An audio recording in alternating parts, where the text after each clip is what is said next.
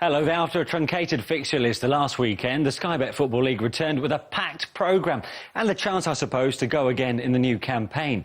As James Beattie parted company with Accrington Stanley in the last 36 hours, 3 new managers have entered the fold since we were last with you. Amongst them, Chris Powell and Tony Humes are now the main men in charge at Huddersfield and Colchester. Well, Steve's the main man here today, and here's what's coming up. Widely tipped for a season of struggle, Charlton have been a revelation under new manager Bob Peters. We'll find out how they got on against Watford, another side enjoying a good start. Leeds are adjusting to life under new owner Massimo Cellino, and they were at St Andrews for Saturday's early kick-off against Birmingham. With the best of the action from an 8-goal thriller in League One as Barnsley went toe-to-toe with MK Dons at Oakwell. And after a summer of dramatic highs and lows, we're at St James's Park as bottom of the Football League, Exeter City take on another team still looking for a first win, Oxford United. Well, they may have got off to a fly, but a month in and Watford are already onto their second manager of the new season. Oscar Garcia has replaced Beppe Sannina, and an opening win for him would see the Hornets go top of the table. The former Brighton boss marked his return to the Championship with a trip to Charlton, who've been the surprise package really after an unbeaten start under their new manager Bob Peters. At the Valley for us was John Roeder. A big crowd at the Valley this afternoon for this meeting of 2 top 6 sides. Charlton unbeaten in the Championship. Watford will be hoping Oscar Garcia can today guide the Hornets to their 5th league victory out of 6 this season. Icelandic international Johan Berg Gudmundsson has recovered from a groin problem suffered while with his country last week and takes his place in an unchanged Charlton team. Igor Vetekele only returned from playing for Angola yesterday. The striker has 5 goals in 5 championship appearances so far this season. Mattia Vidra replaces the injured Fernando Forestieri up front for Watford. That's one of 3 changes. Tommy Hoban comes in for the suspended Tamas at the back. Gianni Munari is also injured. Keith Andrews was due to start, but he was injured in the warm-up, so Lewis McGugan comes in instead.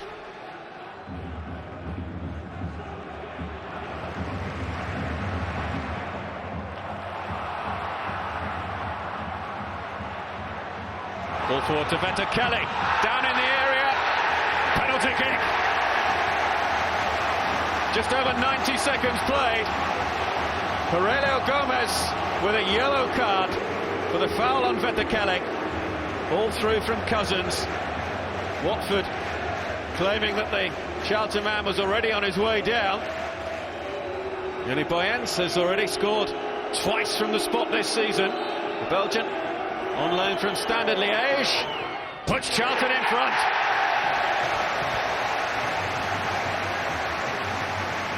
Gomez goes the wrong way, and it's a fantastic start for the Addicts.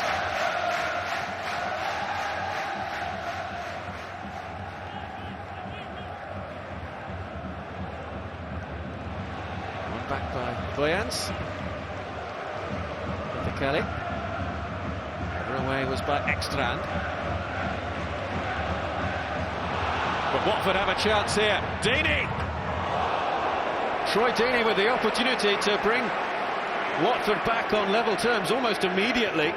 Now, does this strike the post? Yes, it does.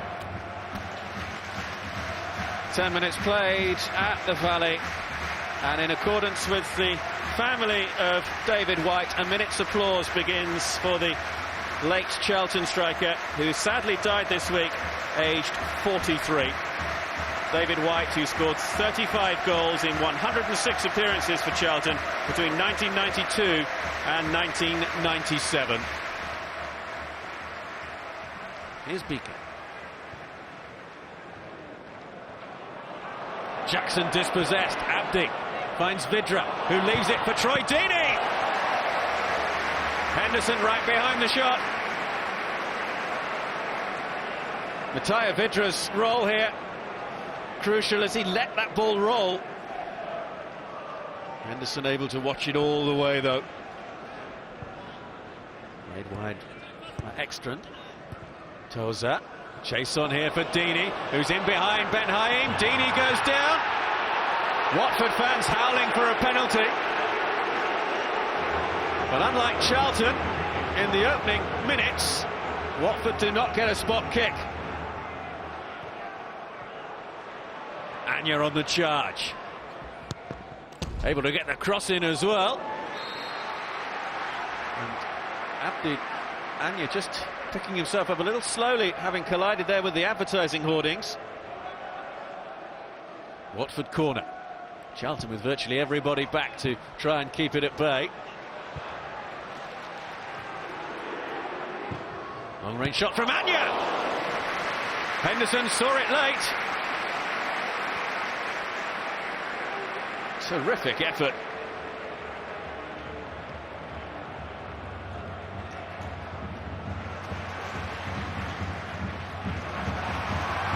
Here's the new man, Musa. Finds the other substitute, Wilson. Kelly's in the middle. Couldn't keep his header down. Igor Kelly has scored both goals for Charlton in the 2-2 draw at Brighton a fortnight ago. He scored in 4 of his 5 championship appearances prior to today.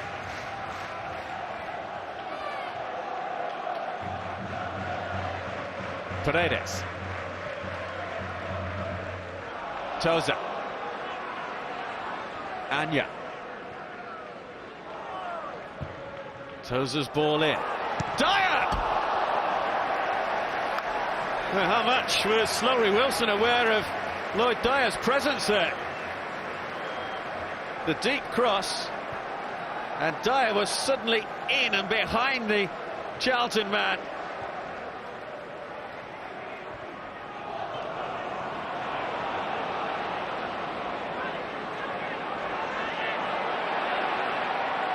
Abdi, picked up here by Dyer. Anya. Dyer. Oh, almost an own goal, and in surely, Troy Deeney. Flags up on the far side, it doesn't count. And the offside may well have been against Lloyd Dyer. Deeney put the ball in.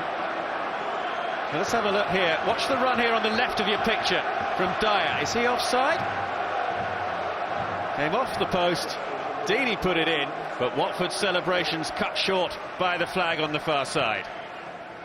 Budo. Half cleared by Ben Haim. Dyer. We're going to put it onto his left foot. Oh, got in the way there with Eghalo. Might drop here. Terrific shot. Daniel Toza with the effort, and Henderson keeps it out with his best save of the afternoon. Absolutely no doubt about that from the goalkeeper. Superbly struck.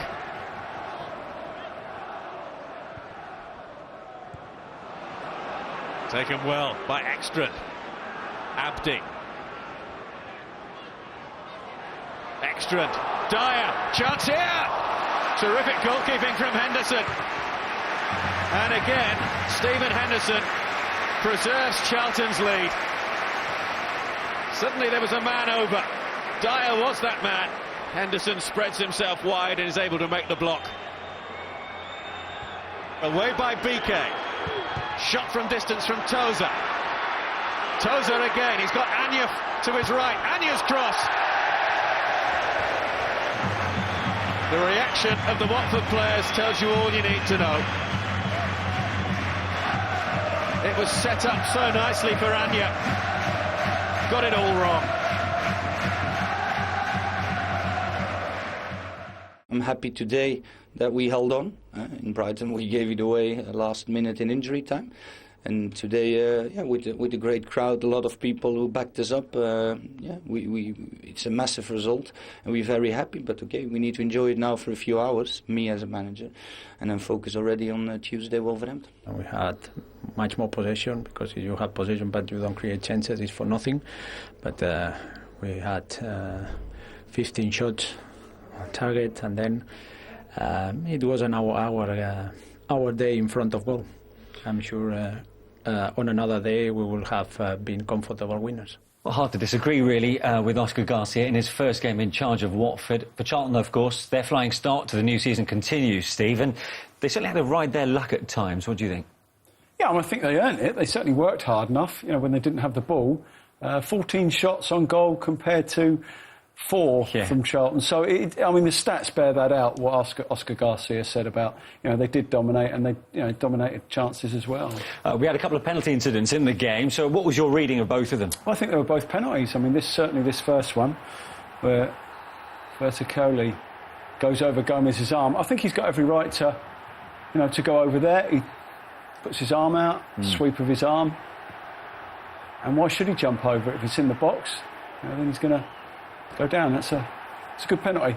20 minutes later, Watford had a shout as well. Yeah, this one looks innocuous, certainly from this angle. Doesn't look like there's hardly any contact at all. But then from behind, and Tel Banaim there makes the contact, Deeney goes down, and there looks as if there's enough there to say he's got a case for a penalty, certainly. Well, Watford went into the weekend top scorers in the Championship that scored 13 goals in their 5 league games so far. They seem to have left their goal-scoring boots at home, though, didn't they, this time round? Yeah, it's one of those where, you score a plethora of goals in other games and you just want one, get yourself back in. And, look, from their perspective, the way you look at it, they're creating chances and that's what they'll take from this game. The performance was excellent, albeit the result wasn't the one that they wanted. But they did have chances, there's no doubt about that. And at times, goalkeeping, a little bit of luck. And, let's say, even when they do put it in the back of the net, it's offside, which was the correct decision as well at the time. So encouragement then for Garcia, but what about Bob Peters? Unbeaten start continues to 6 games. How have they surprised you? They've been brilliant. The way they worked, the work rate today, they obviously believe in what they're doing. The sign of a good manager is not winning every game and win the league. It's getting the best out of what you've got. And I don't think anyone can argue that Bob Peters is doing that. Well, as Leeds continue to mull over Dave Hockaday's successor at Ellen Road, caretaker boss Neil Redfern once again took his place in the dugout for Saturday's early kick-off at Birmingham. Well, Lee Clark made 5 changes, including a debut for American midfielder Breck Shea on loan from Stoke. Well, there were 2 changes for Leeds, including a league debut for fullback Gaetano Berardi. Kevin Keatings describes the action.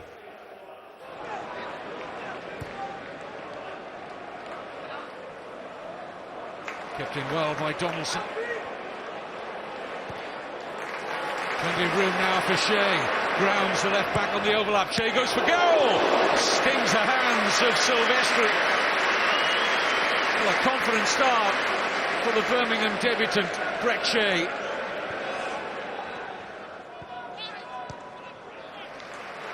Good work from Shea.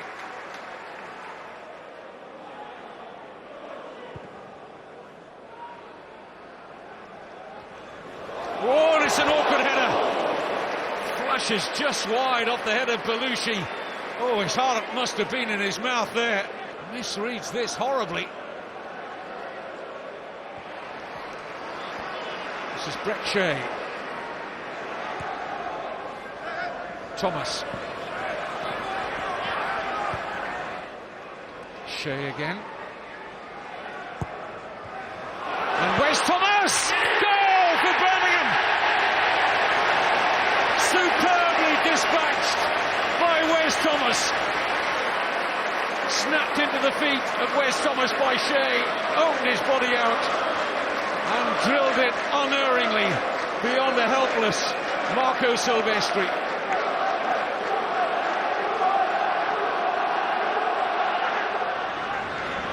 Dukara can't set up the shooting opportunity. That was poor squandering of possession there by Suleiman Dukara. Here's Gray. Decent save from Silvestri. Only one thing on his mind here, Gray.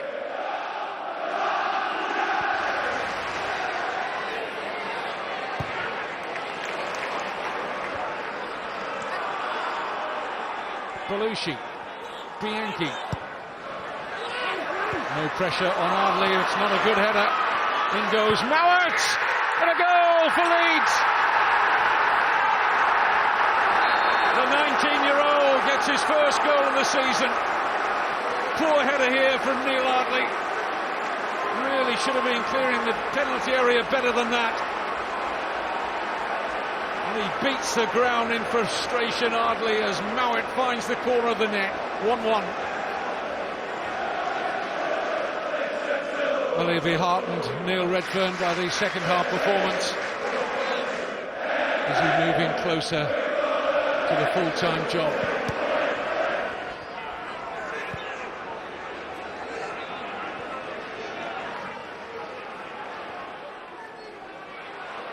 Gray always looks to take on defenders. He's done so again. It's a brilliant run. Any contact? No. And there's going to be a yellow card here for Demarai Gray. Callis, the Birmingham captain, is certain that it should have been a penalty. Gray looks a little bit sheepish, if I'm going to be truthful. Lovely run from Gray. Well, he's trying to invite the challenge out of Belushi, who took his leg away, and the referee has called that perfectly.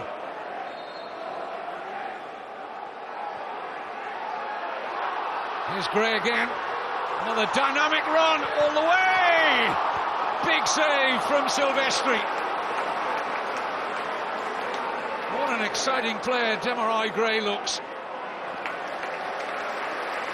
So positive, cutting a swathe through that Leeds United defence, and Silvestri saves the away side there.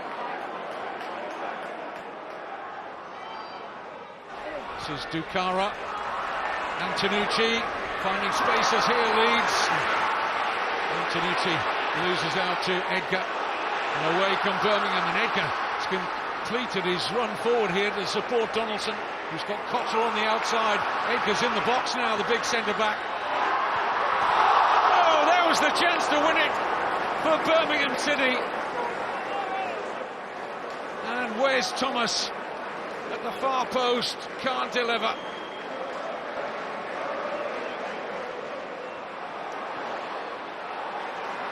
Dukara breaks on now for Leeds.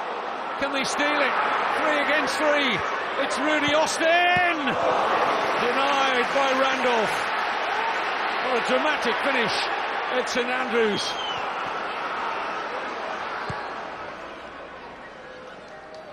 Donaldson beyond the 3 extra minutes now. And it's all over. Final score. It is finished. Birmingham City 1, Leeds United 1. Should you have had a penalty late on? Without a doubt. I've seen it again. I know the boy. He doesn't foul, he doesn't dive at any time. The senior players tackle him hard in training, and he's very competitive. He stays on his feet. The ball's past the defender without the defender getting any kind of touch. And the defender's left his leg dangling. And the only way my lad can get out of the way without touching the players if he jumps 10 foot. You keep getting results, so everybody drags your name in to wanting the job or possibly wanting the job. Do you? Well, I think how I've looked at it, and I think the best way to do it all along is that I'm doing it for him. I'm helping him out. There's no pressure on me. You know, I'm trying to do the best for the club and and for the players. And I have to say the players have been brilliant. And I don't need to give an answer either way. It's not to that point yet. Well, that draw means that Birmingham unbeaten in 3 at St Andrews. A very different story, of course, to last season. 1 all about right, Steve? Balance of play, chances created. Probably Birmingham might have just nicked it, but I like what Neil Redfern's saying about how he's got his Leeds play and how they've responded to what he's asked of them. So, yeah, no, decent on both accounts. Well, interesting, of course, Lee Clark was talking about the penalty that should have been. Yeah. Neil Redfern went on to say it should have been given as well, but you don't think No, I don't think it is. I mean, when yes, he does put his leg out, but Demarai Gray, when Demarai Gray goes alongside him, he pulls it back in. Look at the reaction as well of the player. Right, first of all, watch where the leg is. It turns it out and then pulls it back in. Just at that last minute, he pulls his leg back Giuseppe Belushi is furious.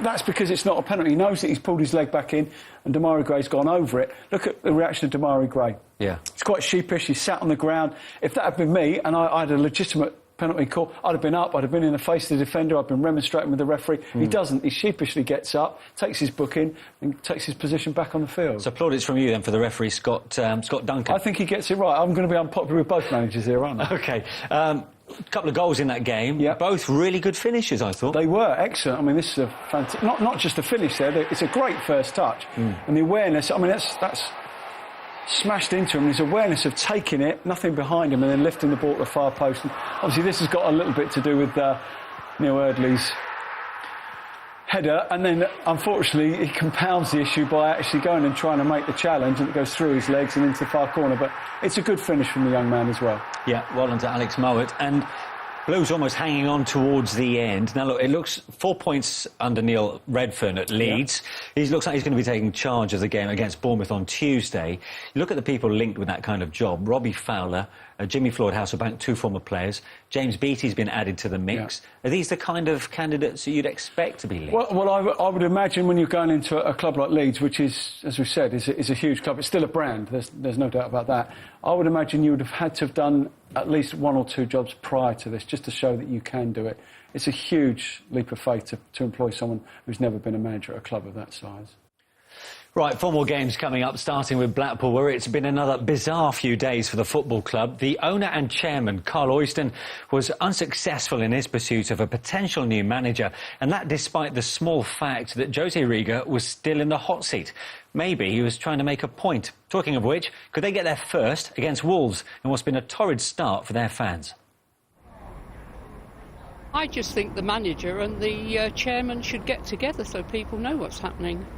And I think it's not ethical to actually be interviewing other managers while there's still a manager in situ.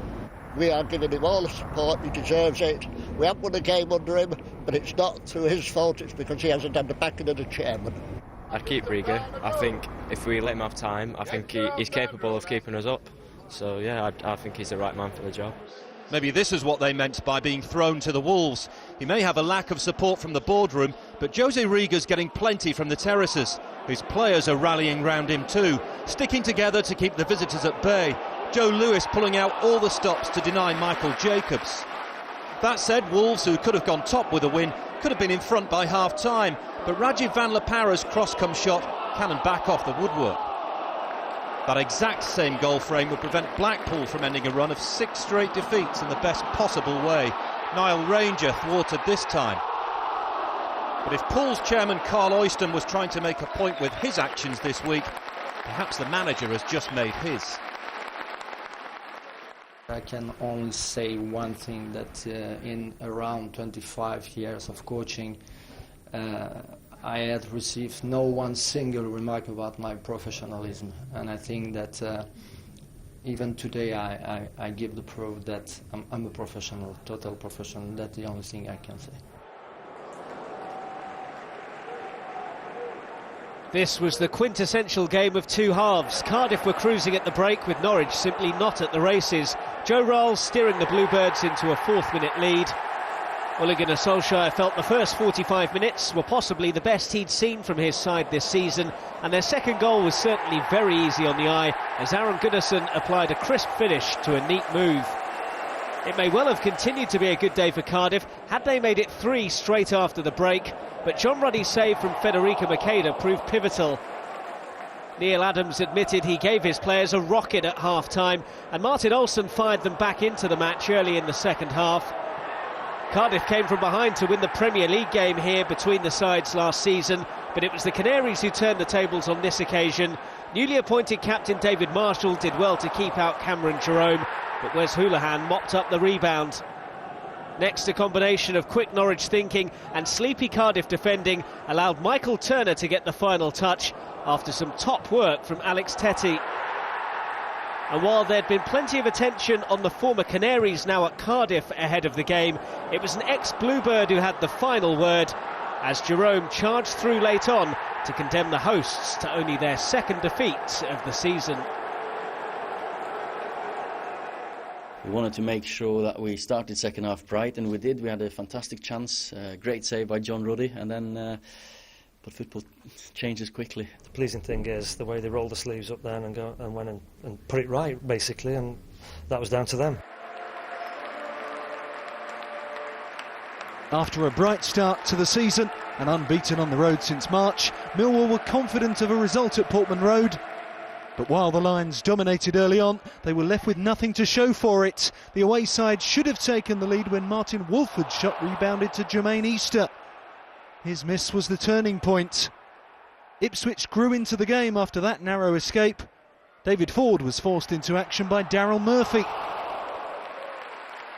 Without a win in 5 League and Cup games, Town will be glad that they stayed strong in the face of Premier League bids for David McGoldrick. He broke the deadlock here.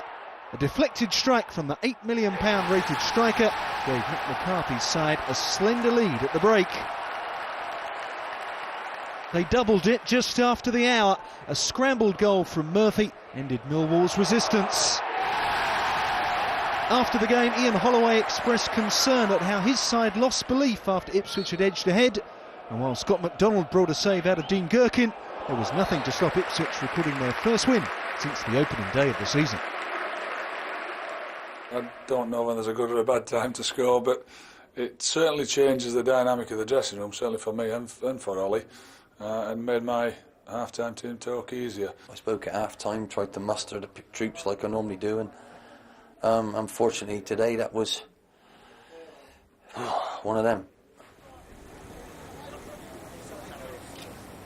As Sami Hyypiä's Brighton team takes shape, his latest business was to secure the future of one of the players he inherited, adding an extra year to Andrew Croft's contract. And the wholehearted midfielder soon showed why the new manager rates him, inches from an opener at Griffin Park. A lively start to a fabulous match. Alan Judge's superb pass picking up Moses Odebejo, whose finish couldn't have been better placed. So, first blood Brentford against the run of play, and Brighton's eagerness to get back on the attack almost cost them dear. A wayward throw from David Stockdale led to the keeper atoning for his mistake by blocking out Andre Gray. By now the home side were on top, and the second goal they'd threatened arrived just past the half hour. Jake Bidwell's cross touched in by Gray during a 20-minute spell of flowing football that Brentford boss Mark Warburton rated his team's best yet since promotion. Brighton weren't finished though, back in business through skipper Gordon Greer.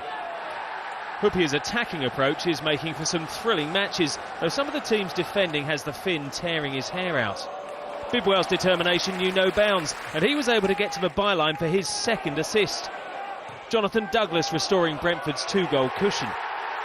Just one defeat so far for the London club, and 3 wins out of 4 now, though they were sweating on this one right to the end.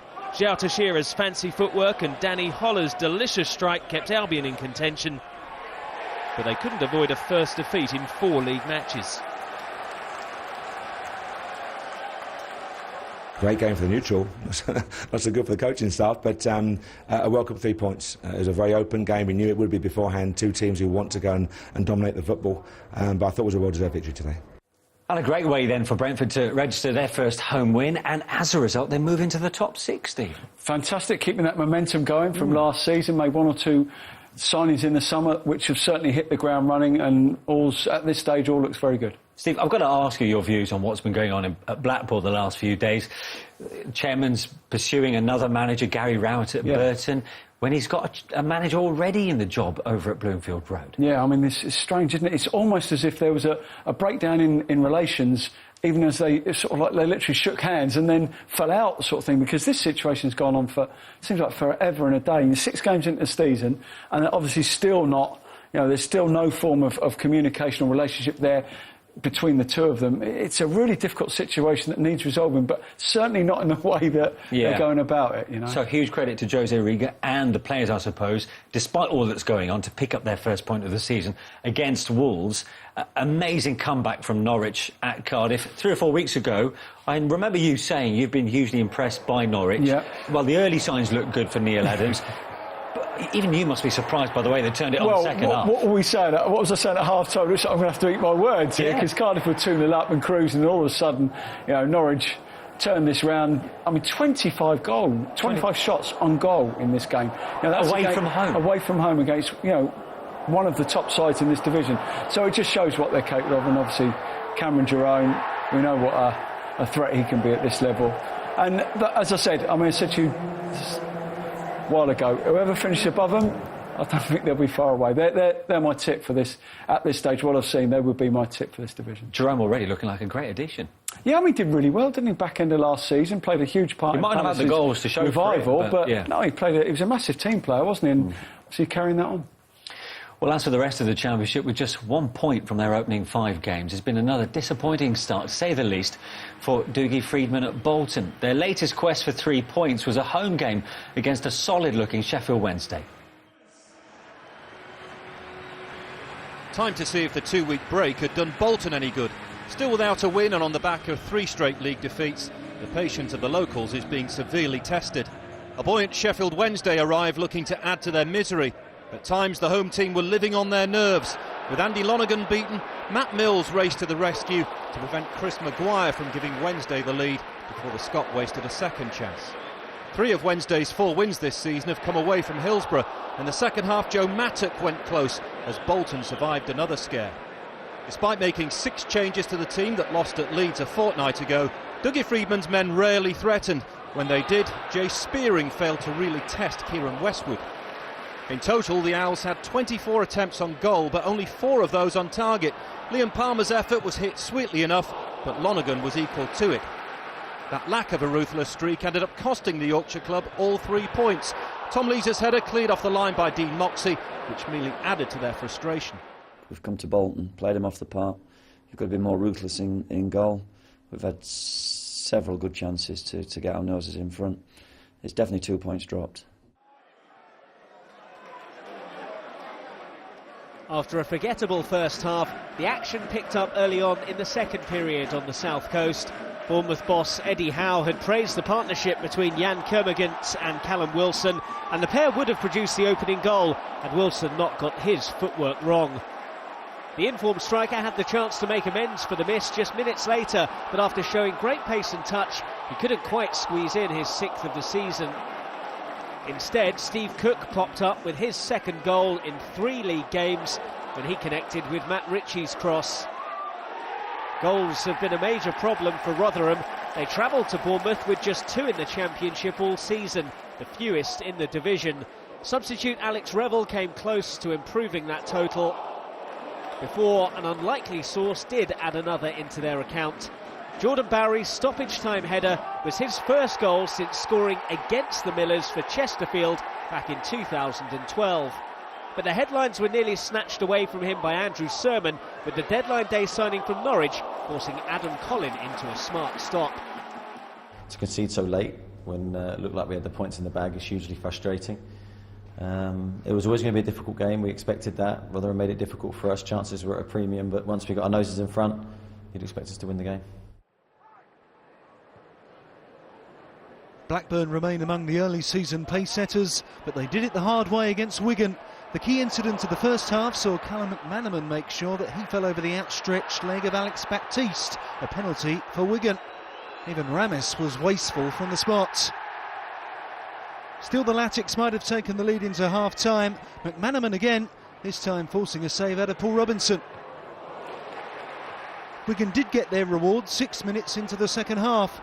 James Perch getting his first league goal for the club, thanks in part to debutant Andy Delort's attempted flick. But Blackburn are so difficult to beat at home and wiped out the Wigan lead within moments.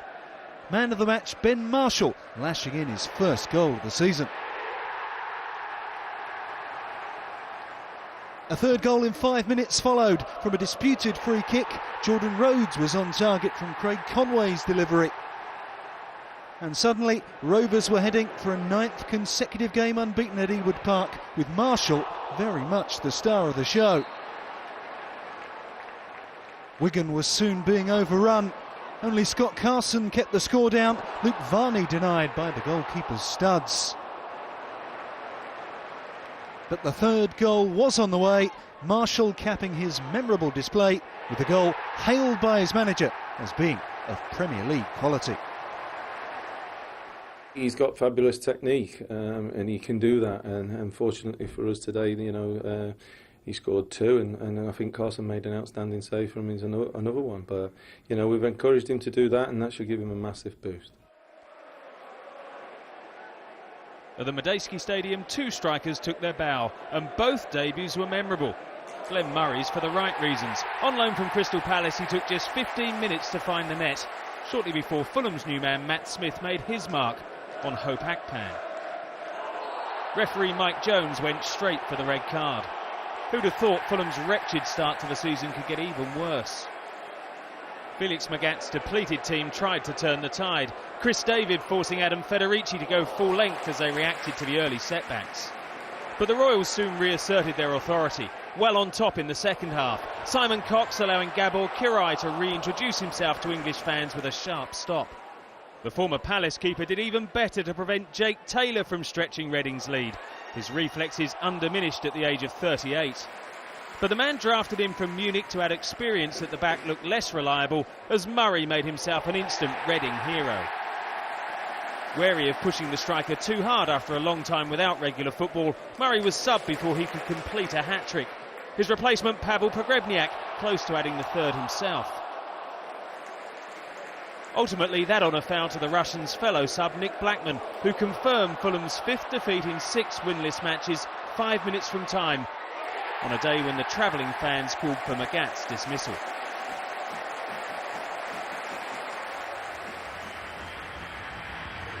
A return to work for one of football's most likeable characters. Chris Powell receiving a big Yorkshire welcome on his first day in the Huddersfield hot seat. His mission to revive the fortunes of a club had won just once so far. Former Borough man Jacob Butterfield seemed up for the challenge, keeping Dimi Konstantopoulos on his toes. At times it was scrappy, until Grant Ledbetter set his sights with pinpoint precision. A beauty, leaving 3,000 travelling Teessiders all smiles. After a positive start to the campaign, Aitor Karanka's men were looking to avoid a third successive league defeat. Adam Clayton should have made a name for himself on his return to his old stomping ground. Borough failed to build on their lead, and 4 minutes from the end, Huddersfield were level. John Stead honours a first-half sub for the injured James Vaughan, appeared to have guaranteed his new boss a point. But in a late twist, town defender Tommy Smith sent Adam Reach sprawling in the box. And having put away 3 penalties already this season, there was only one man for the job. Ledbetter holding his nerve to rack up his 6th goal in League and Cup to spoil Powell's day.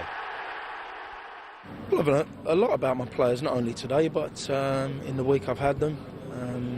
You know, they care, they want to do well, and obviously it's been a tough time for us. And you know, in the game today, you know, we worked really hard to get ourselves back in it against a good Middlesbrough side, but it was just disappointing the way it ended. You know, we shouldn't have done that. It's a mistake that really shouldn't have happened. So a losing start then for Chris Powell at Huddersfield, with Grant Ledbetter getting those 2 goals for Borough, the first being an absolute cracker there. But Reading against Fulham, for Reading I suppose, a debut to remember of course with Glenn Murray, not so for Matt Smith at Fulham, but good to see Glenn amongst the goals again, really. Absolutely, no one will grudge him these 2. I mean, you know, you think about the year that he's had injury-wise, and he's got a track record, a proven track record at this level, we know that, and I think it's a fantastic acquisition for Reading. Well, what that means is Fulham now winless, of course, after 6 games. It's 1 point from a possible 18 in the new season for the side that's seen as one of the favourites for promotion. At what point, without being over dramatic, Steve, does this become a crisis? Well, I think it's probably a crisis now. I mean, as you say, I mean, you carry on in that vein, and another 6 or 7 games, and the season will be written off with regard to getting out of the division. So they're probably, I would imagine, I mean, things are that bad, they're probably not even looking at that at this stage. They're probably looking at staying in the division. So, you know, it's not been great since he's been at the club. I remember him saying we will stay up, and they didn't. I remember him saying 2 weeks ago we will get promoted, which looks unlikely. So, you know, I'm not quite sure the direction and entirely sure exactly what's going on at the football club, but whatever it is, it has to change very quickly. They're at the bottom of the Championship. Blackpool are there. Of course, we know about them being in disarray. Bolton just above them. Similarly, no win in 6 as well. They may have got their first clean sheet of the season against Sheffield Wednesday, but you know, to make their problems even worse, Adam Bogdan's now been ruled out for 8 more weeks, fracturing a finger in training. Everything's going against them, isn't it? Yeah, I mean, it's just not happened, has it? I mean, we talk about the last, I don't know, 18 months, and, you know, that we all know they've got a good squad. They've spent good money coming out of the Premiership to try and get back up. It didn't happen. They flattered to deceive at times. You also throw into into the equation the financial problems that they've got. Yeah. And, you know, this is hard work for Bolton at this stage. It's Lancashire derby there, of course, between Blackburn and Wigan. That's quite a statement. 3-1 winners at home against one of your promotion rivals. This time, of course, led by Ben Marshall. And we all know about the potential that Ben's got. Yeah, he's a good player. I mean, it's bearing the fruit now that, as you saw, we saw in previous years, a little bit more of a consistent look to his game now. But also, I think a statement of intent with regard to keeping Jordan Rhodes. And I think that gives you an indication of how the manager and the owner are actually now as one. Yeah. You know, the manager's able to go to the owner and say, we need to keep this player. And the owners have gone, yes. In previous times, if previous managers have gone like that, they've gone, no, sorry, we're getting rid of him. So I think everything's now on an upward curve for them, which is good for them. To League One then, and Peterborough's win at home to Port Vale last week meant the posh start of the day, top of the table. Next up for them, the visit of Notts County to London Road.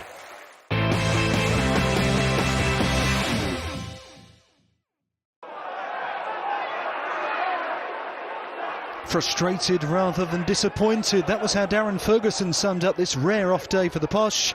It certainly could have been worse. On another day, Liam Noble's shot might have crept in. Peterborough had won 5 out of 6 in League One, but couldn't find a way past Ben Alnwick. Jack Baldwin went closest, as Peterborough's finishing failed to match the quality of their approach play.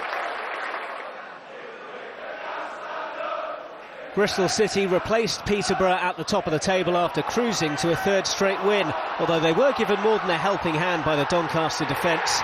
Aaron Wilbraham pouncing for his 5th goal of the season early on, after Rovers wasted numerous opportunities to get the ball away.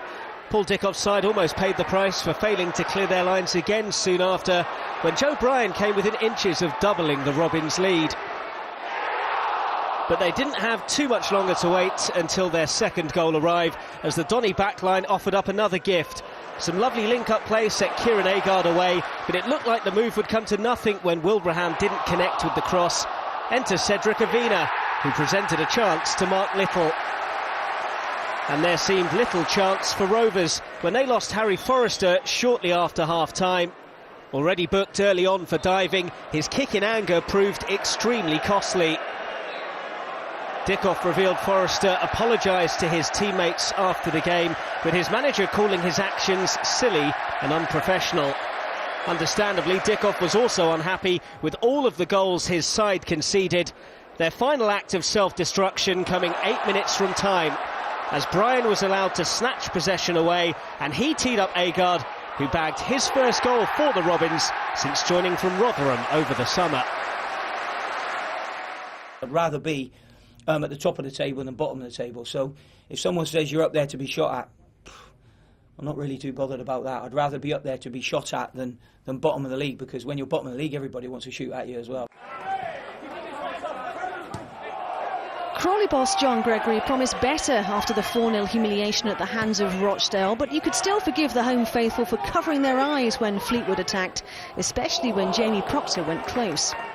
But Fleetwood's early season momentum has stalled. They haven't won in the league since mid-August and slipped to a third successive defeat courtesy of a beauty.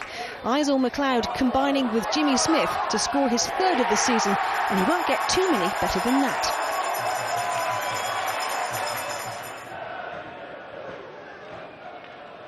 Barnsley were defending a 5-game unbeaten run, goals galore at Oakwell, where the home side who'd hit a post conceded.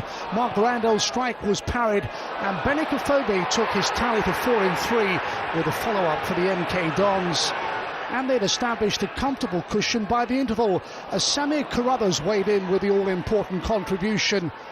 They're improving all the time. A club that had embarrassed Manchester United in the Capital One Cup were once again illustrating their potential.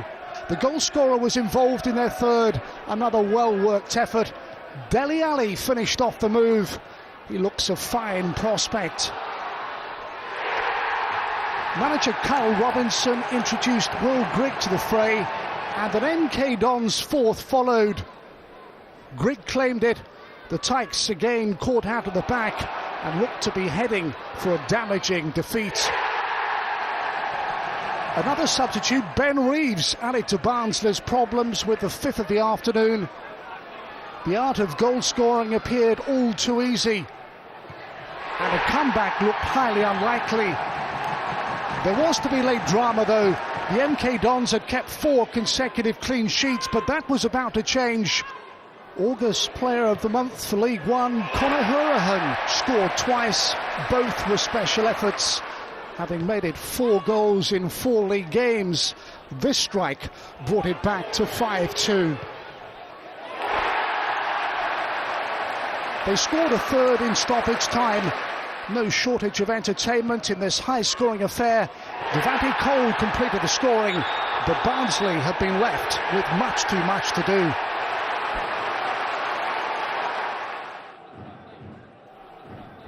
Bradford are on a rotten run in front of their own fans. Against Swindon, they were grateful for the award of a third-minute penalty. Keeper Wes Fotheringham bringing down Billy Clark in a lively opening to the game. But still Bradford's luck was out. Fotheringham guessed correctly and pulled off a fantastic save from Alan Sheehan's spot kick. The Bantams were unbowed and did take the lead 7 minutes later. An enterprising run and perfect cross from Mark Yates saw Louis Thompson put through his own net. Although Jason Kennedy may try to claim it as one of his own. Bradford's problems with set pieces cost them this game. 2 goals from Jonathan Obika, a deadline day signing from Spurs, turned the game on its head. Both came from corners, meaning 4 of the last 5 goals the Bantams have conceded have come from dead ball situations. Bradford were far better value going forward, but found Fotheringham in superb form. His save from Stephen Darby's header ensured a 3rd straight league defeat at home. That's a first under the reign of Phil Parkinson. It all proved too much for Sheehan. He was sent off in injury time for taking a sly dig at Rafael Rossi Branco. And while Bantams fans thought the Argentinian made the most of it, Parkinson later called Sheehan's loss of discipline unacceptable.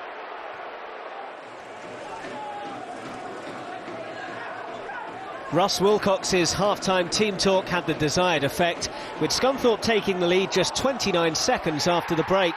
Paddy Madden finishing off the neat move. Chesterfield had a glorious chance to level just a few minutes later when Miguel Angel Llera left an arm swinging carelessly in the box. But Spyrite's top scorer Owen Doyle was just a fraction too high from 12 yards. Doyle didn't let the disappointments of that linger for long though, clinically crashing home a cross from new signing Sam Clucas. And that seemed to get the Irishman in the mood, as he scored his 2nd goal in the space of just 9 minutes, following an inch-perfect pass from Daniel Johnson. And there was certain to be no repeat of Chesterfield's Johnston's Paint Trophy defeat to the Iron earlier this month, when Doyle made it a hat-trick not long after that, drawing a foul from Niall Canavan, which allowed him to rectify matters from the spot. These two were promoted together last season, but already look leagues apart so far this time around. The icing on the Chesterfield cake was provided by Sam Morsey with just a couple of minutes left to play. Again, it involved a lovely pass from Johnson, and Morsey's finish wasn't too bad either. Credit to Chesterfield, they took their chances when they come along, but we've got to be a lot better than that. We've got to manage games and periods in games better than that, and we crumbled and fell apart a little bit, and very disappointed. Great result then for Chesterfield. Well done to Owen Doyle, who's on fire at these early stages of the new campaign. He's one of only 2 players to have scored a hat-trick on Saturday, the other, of course, being Diego Costa in the top flight. But Bristol City, Steve, celebrating, what, their best start to a campaign for 109 years. 3-0 winners over Doncaster, including one of the more bizarre goals we featured on this programme. Yeah, I mean, they didn't do themselves any favours here, Donny, did they? The player sent off, and as you can see, this is a very, very strange goal. Cedric Avina's on the line. I think he's waiting for the keeper to come and pick it up. The keeper's gone the other way, and Mark Little just nips in and puts it in the back of the net. And everyone's just stood around looking at each other thinking, just what happened there? Yeah, no wonder Paul Dickoff was fuming afterwards. But it's taken Bristol City 7 games to get the same number of points it took them 22 games to do last season. Yeah, shows you how they've come on. Yeah, it's a good squad. I mean, anybody who can take a player from another team that's got 26 goals last year says that this is a club that can punch its weight, both wage-wise and size-wise. And they've got a good squad, and, the manager there, I think, will be reasonably confident that they could have a very good year. If there's one manager who's toasting a fine victory tonight, it's got to be MK Dons' Carl Robinson, hasn't it? 5 goals away from home at Barnsley, 5 different goal scorers, including a couple of subs. Yep. They've got a threat all over the pitch. I mean, the one thing, I watched these very early on in the season. I then watched them again against Man United. And I said to Carl after that game, I said, You've got so much more of a threat going forward than you had last year. So there's a cutting edge to your game, which there wasn't. And he said, yeah, and they really have added that area of the pitch. Well, 14 goals in 6 games. Strengthen that area of the pitch. But it's not, as you say, everybody's sharing the load. They've got a threat all over. I mean, Barnsley got 3 goals, but they were actually, you get the feeling they might have taken their foot off the gas because Barnsley scored 3 goals in the last 10 minutes after MK Dons went 5 up. But, he likes to play, likes to get the ball down, so they will give you a chance occasionally. The difference this year is they're also going to make chances the other end. More from League One now, starting at the Bankses, where Walsall were still looking for a first win of the season at home to Preston. Walsall hadn't won in the league since March and must have feared the worst when unbeaten Preston rolled into town. But fortunately for them, Romain Sawyers had other ideas. That was only Walsall's 4th league goal of the campaign, while Preston have been more prolific, especially Joe Garner, who matched Walsall's team tally with his 4th of the campaign, which also happened to be a belter. But the home side weren't to be denied. Anthony Ford seemed to have the freedom of Walsall before teeing up Tom Bradshaw for a clinical finish just after half-time. Preston's frustration boiled over in the 69th minute when Jordan Hugill was involved in a tangle with Andy Butler and appeared to react with a headbutt.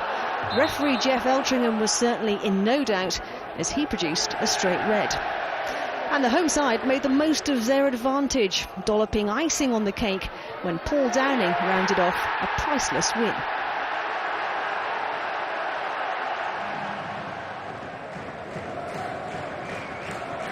Having made a winning return to the Ricoh Arena, Coventry went in search of back-to-back home wins. They went ahead from a Jim O'Brien corner, met by the head of Redder Johnson. The Sky Blues were the initiative, and O'Brien can count himself unfortunate not to strengthen their hold on the match. Chris Whelan, the Oval goal, was beaten, only for the ball to cannon back off the bar. The Glovers were also out of luck when A.J. Leach-Smith, who'd scored his first goal for the club at Bradford a week earlier, almost repeated the feat.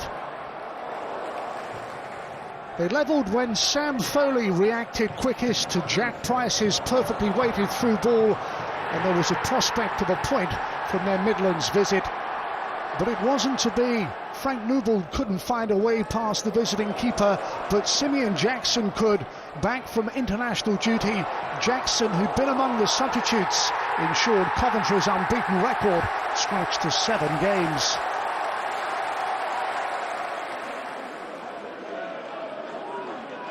A triumph of sorts for Gillingham, their first point away from home this season.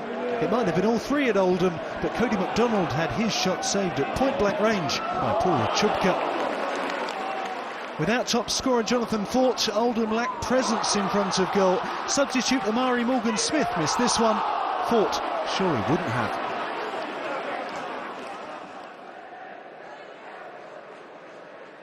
After comfortable wins in their last 2 away games, Rochdale would have arrived with a spring in their step, and Ian Henderson's wonderful effort almost had them on course for another enjoyable road trip. Instead, the Blades snatched it late on to make it 3 wins from their last 4 in the league. Jamal Campbell-Rice's industry and a hefty deflection of Stephen Dawson, seeing the ball loop beyond Conrad Logan with 6 minutes to play.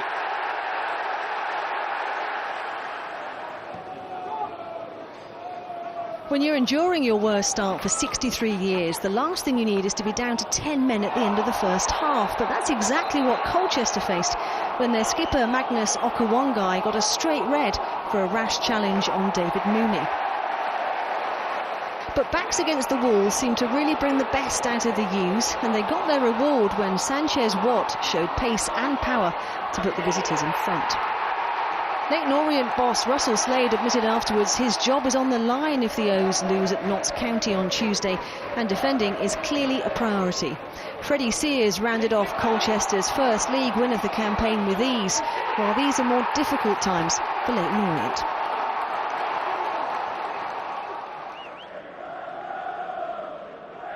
Crewe had yet to pick up a single league point. Their manager Steve Davis was feeling the pressure, the club's worst start in 33 years. George Ray made the most of some poor Port Vale defending to put the Alex in command.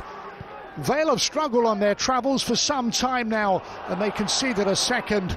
Matt Tootle's cross picked out for Dane Oliver, and it was looking a long way back for Mickey Adams' team. Their consolation came from the penalty spot. Ray impeded Jordan Slew's route to goal, and Slew scored for a second consecutive game. It wasn't enough.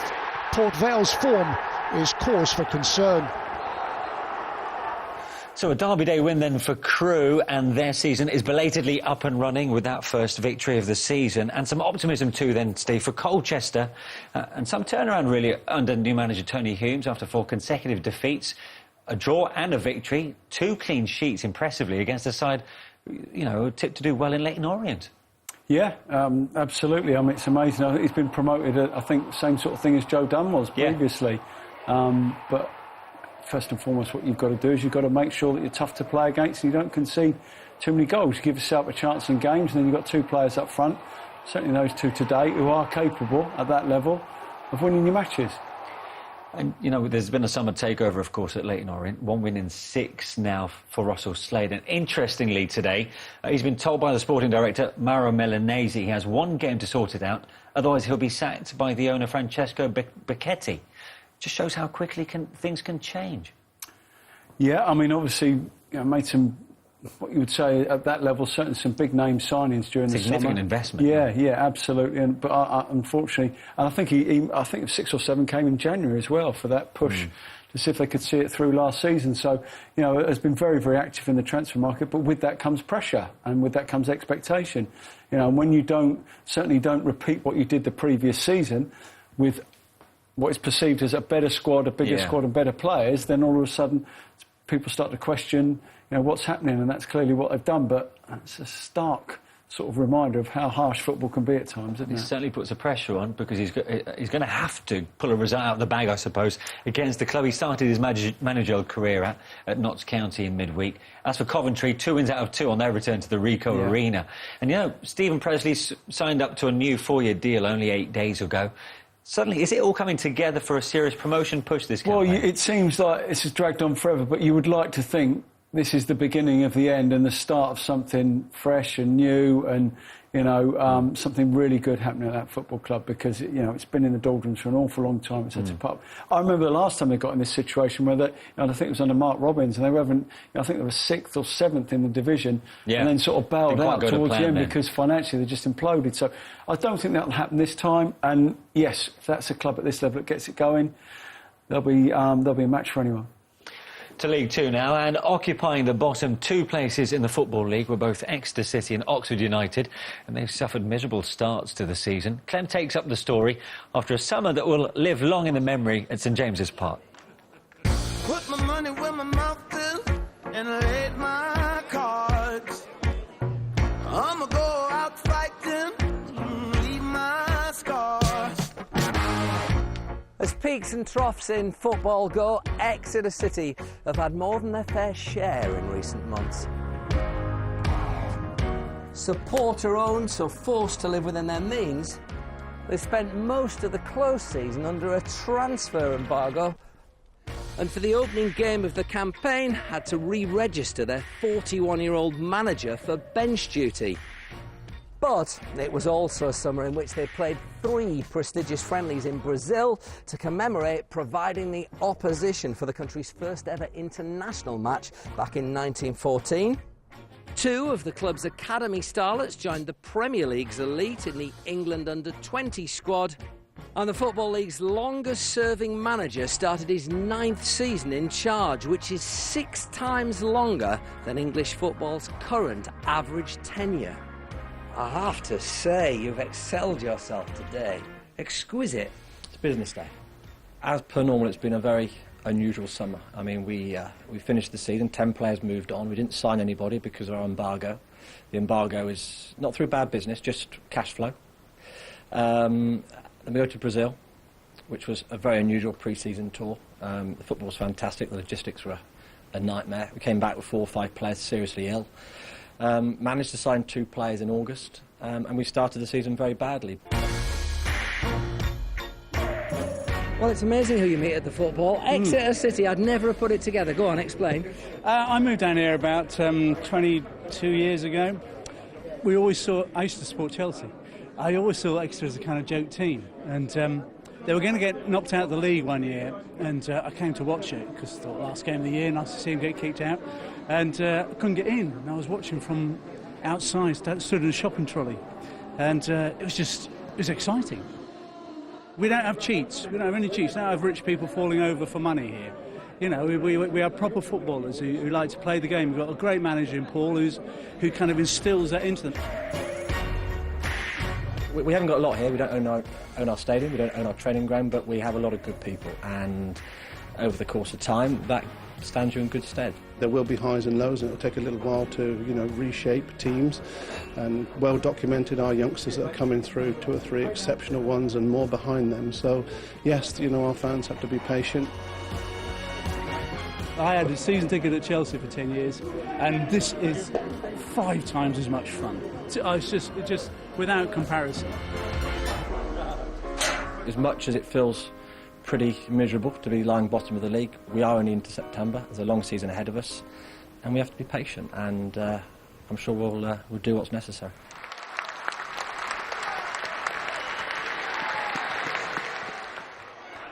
Paul Tisdale's long wait for a first win of the season goes on. He must have thought this was going to be his day. George Long in the Oxford goal brought down Alex Nichols. It was left for Graham Cummins to give the Grecians the early reward from the spot. But this has been a frustrating campaign for a club who need to rediscover a scoring touch, and soon they were unable to protect a slender lead. Joe Riley must take much of the credit for the Oxford equaliser.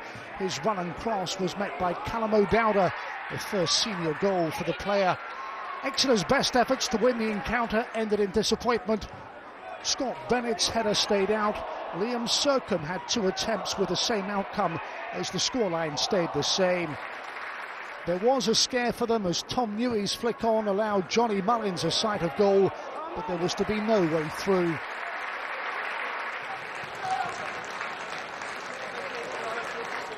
Is the only disappointing aspect of that you didn't get your first win of the season? I think it was, yeah. I think we did enough to give ourselves a very good chance of winning. I'll never say, we should have won, because that's an element of respect needed to be given to the opposition. But we did enough to give ourselves a really good chance today, and we played really well. And I'm looking at this in the long term. If we play like that every week, we won't go too far wrong. So Exeter there, and Oxford for that matter, then still left looking for their first victories of the season. 9 years, I mean, it's a great achievement for Paul Tisdale, for any manager to be in that club for that range of time. But you get the impression after, success in the first few years, his time there has maybe stagnated. Well, I mean, it's plateaued off, hasn't it? There's no doubt about that. I mean, that's coincided with, obviously the supporters club taking over. When you haven't got one man who's going to pump money into your football club, then sometimes things have to wait that other clubs might not wait, and that means that you might lose out on players, say a transfer embargo in place simply because of a cash flow problem. So, you're second in the queue, and sometimes that can cost you. And of course, the location of the club means that clearly there are so many more challenges. Absolutely, logistically, if you're going to sign a player, sometimes you can be in a football club that is logistically placed in an area where there are other clubs around. So you can sign someone from another club, they don't have to move. I think probably more so than anything, when you sign someone at Exeter, it's a life change, not just a football change. Well, that's for the rest of League Two. Could there be something special brewing in Burton? Having missed out on promotion last season, they've won 5 from 6 to top the table. And this week they were further boosted by the news that manager Gary Rowett was staying at the Pirelli Stadium. Well, the leaders were up against York City.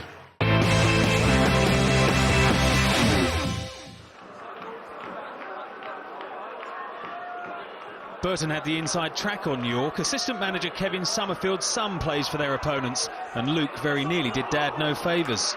John McLaughlin kept the leaders on level terms before Albion began to impose themselves. Michael Ingham's punch dropping to John Musinho.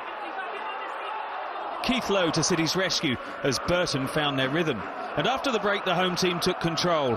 While Adam McGurk's shot was blocked, nothing would stop Lucas Akins. In front of goal, it wasn't going to be McGurk's afternoon. Stuart Bevan teed up his next sight of a target, but the striker was desperately unlucky. Pretty clear, though, that York's unbeaten league run of 23 matches, not including the playoffs, was in serious jeopardy. And at the end of a week which saw Gary Rowett spurn Blackpool's advances, Mousinho rammed home the message that right now nothing is going to break Albion's stride.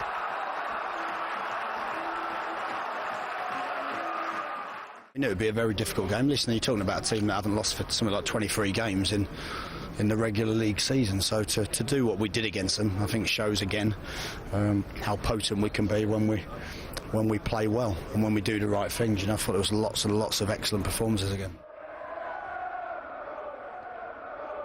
High flyers Cheltenham were punished for a sluggish start at Luton. From a Scott Griffiths centre, Mark Cullen's cute header was just the tonic for a team who'd lost their last two. But their resolve was put to the test in the second half as Cheltenham pushed hard for an equaliser. Mark Tyler dealt with Jason Taylor's searing drive before having his palms warmed by John Marquis as Cheltenham lost in the league for the first time. We did everything but score, you know, the chances gone across the box. Felt we could have picked a pass out a couple of times better, but like I say, we've been all about hard work and teamwork, and I'm really pleased with what I've seen after 7 games, and I know we'll bounce back. Morecambe haven't lost at home in the league since April, thanks in large part to the ruthless efficiency of Kevin Ellison, who pounced while Plymouth pondered for goal number 5 of the season. 5-0 was the score the last time these two sides met in March, and although Plymouth couldn't reproduce that, Peter Hartley did at least pop up with a magnificent header. But Morecambe made sure they had the last word thanks to a late goal. It came 7 minutes from time and inevitably involved top scorer Ellison, who this time made the opening for Jamie Devitt. That was job done, and Morecambe are now up to second.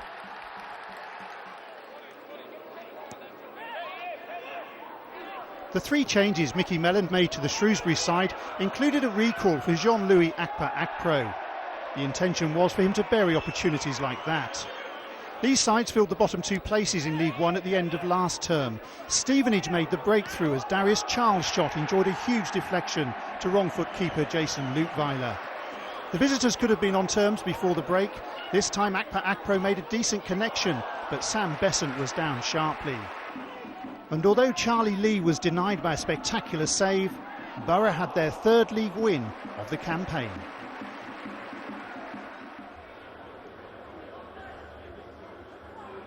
Mansfield had ended a run of 3 straight defeats with victory at Exeter and were quickly into their stride. Rakesh Bingham providing an early threat at Adams Park. Matt Reed was left unopposed to head home the opener. So much space for the Stags player to make his mark. Wycombe had struggled to score at home, but when Martin Riley was penalised for handball, they had a chance to alter that. Riley was yellow-carded despite his protests, and it was left for Paul Hayes to bring Wycombe level. The match was back in the balance. Only a glaring miss prevented the home side from taking the lead. Aaron Holloway, the culprit, just a few yards out, but found wanting. In the end, it didn't matter. Peter Murphy proved the match winner for the Chairboys, and after last season's survival act, there's some encouraging signs at the Buckinghamshire club. Mansfield are a big, physical, direct side. They're going to cause problems, and they'll pick up points this season without a doubt, playing that way. And it's hard sometimes to get, to not get drawn into a game like that. We want to get the ball down and play a little bit of stuff, but I'm so pleased that the boys took their chances when they came. I thought we created the better chances today. Carlisle have had more than 70 applicants for their vacant manager's job. The challenge the new boss will face is growing. If Craig Jones had kept his cool, Bury wouldn't have had to wait until after half-time to establish the lead at Brunton Park, when the Cumbrians keeper Mark Gillespie was out-jumped all too easily by Danny Rose. His 5th goal of the season, a scoring streak that's helped David Flitcroft's men put together a 6-game unbeaten run, including 4 victories.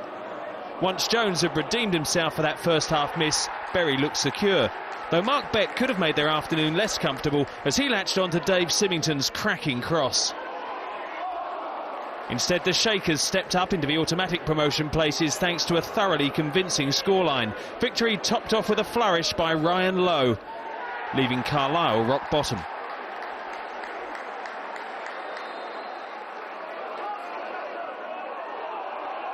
By taking a bolder approach this season, Justin Edinburgh believed his Newport side would soon start seeing the benefits. Their opening to this game showed he might just be right. Chris Zabrowski ending a goal-mouthed scramble to give the Welsh club an 18th minute lead against Northampton. After losing their first 4 matches in League and Cup, Edinburgh's men are getting it together. Just past the half hour they increased their lead. Centre-back Darren Jones crashed in their second via Ryan Creswell's hefty deflection. After back-to-back wins without conceding, Northampton were in even bigger trouble when Lee Minsell flicked in Robbie Wilmot's free kick early in the second half. Despite mustering a response, Cobblers boss Chris Wilder felt his side was second best in almost every department. Substitute Lawson Diath reduced the arrears with a beauty, but they still had a mountain to climb. Throwing caution to the wind, they began throwing the bodies forward. Fullback Danny Alfai overlapped on the right and then teed up Mark Richards. 3-2 with 5 minutes left to play, but Newport saw it through to get their first home win. I think, looking at it again, I think Northampton had nothing to lose and threw a lot of bodies forward and got a couple of goals back, but I think we were worthy of the win today. When on loan Crystal Palace defender Jerome Binon-Williams was denied by a terrific Paul Jones save, it seemed destined to be one of those afternoons for Southend. Indeed, without a win in their last 5 matches, they were lucky to survive a scare of their own when Pompey's Miles Story beat just about everyone except Daniel Bentley. A lack of goals has been part of the problem for the Shrimpers, so there was relief all round when Barry Corr leapt like a salmon to head the home side in front. Another of Southend's loanees, Shaquille Colthurst, was a spectator until 3 minutes from the end, but the Tottenham man came off the bench to score a super individual effort. It condemned Pompey to a 3rd straight league defeat and sent Southend home happy. Our fans, when they get behind the team, the players respond, and we did today. It was a good, strong, manful performance and a worthy win, I think. We didn't do well enough second half. When the goal goes in, we haven't defended the set piece well enough in the first instance, and once the goal goes in, we haven't recovered well enough after that. This was the first Football League meeting between these teams, and they served up a pulsating contest. Dagenham had the upper hand in the first period, and Jamie Curitan's inviting delivery was put away by Luke Howell. After the break, Cambridge hit back. Ryan Donaldson's accuracy with the dead ball levelled things up. A second of the season for the 23-year-old, and his influence on the contest was far from over. 7 minutes later, it was his corner that was met by Michael Nelson, the former Hibs man with his first for the U's. Richard Money's squad may be plagued by injuries, but they seized control of this game. Ryan Bird came off the bench and keeper Liam O'Brien had to be on his toes to block his acrobatic effort. The former Pompey striker wouldn't be denied for long. He won his duel with the Daggers keeper, who's now conceded 8 times in 3 games. Wayne Burnett's side still weren't finished though, and 8 minutes from time, Curitan's header came back off the woodwork for substitute George Porter to stoop and cut the deficit to 1. The hosts then threw everything at their visitors. A new signing, Adebayo Yusuf, almost grabbed a point. Keeper Chris Dunn protected the lead, and the U's had their first away win since returning to the Football League.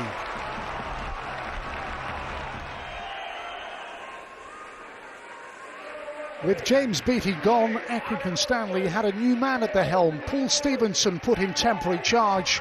AFC Wimbledon hadn't lost away in the league. Matt Tubbs has proved a hit since joining on a season-long loan. We will wonder how he didn't open the scoring.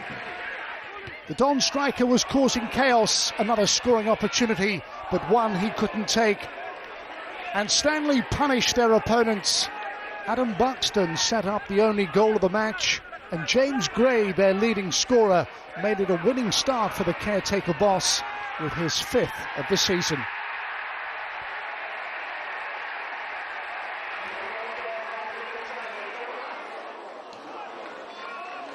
Hartlepool hoped to build on last week's much-needed win over Shrewsbury, only for Tranmere to prove a far tougher proposition.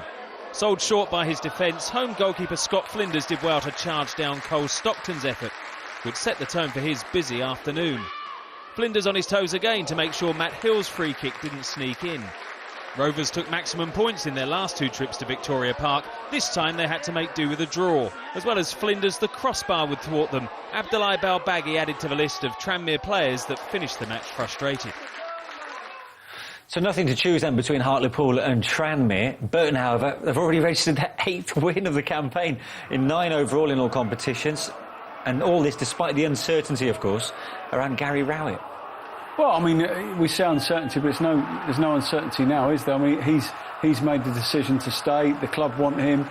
You know, everybody seems to have a huge amount of trust in each other, which is great. It's a club that's really, really you going want, places. Yeah, you want them now to go automatically after defeats that we've seen in recent years. You know, I think we're all, particularly us neutrals, we keep our fingers crossed that they do it the right way and get up this year because they deserve it. Yeah, great goal that also by John Mousinho. Fantastic. So Gary Rowett's staying, but James Beattie has gone at Accrington. It's taken everyone by surprise, this one. Yeah, I suppose a little bit. I mean, it hasn't been a great start to the season. But having said that, they didn't have a great start to the season last year. No. It was 12 games without a win. So, you know, I don't know. I mean, we talk about budgets, we talk about facilities. You know, I think that has been a bone of contention between him and the board, and maybe that's reached ahead with results in this season not starting particularly well. Finally, to your old club, Cambridge United, and some comeback win at Dagenham and Redbridge. 2 notable wins, of course, 5-0 against Carlisle, and now this one. Yeah, no, they're in good nick. I was up there the other day and had an occasion and had a chat with the chairman. They've got no debt. Everybody works extremely hard to run the club properly. They've got a very decent manager. I think they made a good signing, Ryan Bird. Actually, I was surprised Pompey let him go. Yeah. They're looking in good nick, and as I say, some clubs carry that momentum through from a previous good season. Some don't. They have. Let's have a look at the tables before we go then. Well, despite not playing, Nottingham Forest remain top of the Sky Bet Championship, with Norwich level on points at the top after that stunning comeback at Cardiff. Wolves are up there too after that draw at bottom club Blackpool. Fulham are back at the foot of the table after their 5th defeat of the season, and although picking up their first point of the campaign, Blackpool remain one of 3 sides without a victory alongside Bolton. Bristol City are the new leaders of League One after extending their unbeaten record. MK Dons move up to 3rd after winning an 8-goal thriller at Barnsley, and they're now the joint top scorers in the Football League, incidentally, with 14. Crewe remain bottom, but picked up their first points of the campaign against fellow strugglers Port Vale. Tony Hume's first win as Colchester manager against the odds at Leyton Orient moves them up to 21st, while the O's drop to 20th after a tough opening. Burton's sensational start continues as they stretch their lead at the top to 3 points. Pre-season title favourites Bury move up to 3rd after a 6-match unbeaten run. New Boys Cambridge move up to 6th after their first away win at this level for 9 years. While at the other end, managerless Carlisle find themselves rock bottom of the Football League after stretching their winless league run now to 13 games, and that's despite relegation, of course, last season. Oxford and Exeter drew against each other, so the bottom 3 are the only clubs in League 2 without a victory. OK, well, that's it from us for another week. The usual reminder, though, that Match of the Day 2 on Sunday night will round up the best of the weekend's Premier League games. That's at 10:30 on BBC One, and a little later in Scotland. And we're back next Saturday, straight after Match of the Day at 11:40, also on One. Thanks for your company as always, Steve. Thank you too for yours, and we'll see you next week. Goodbye.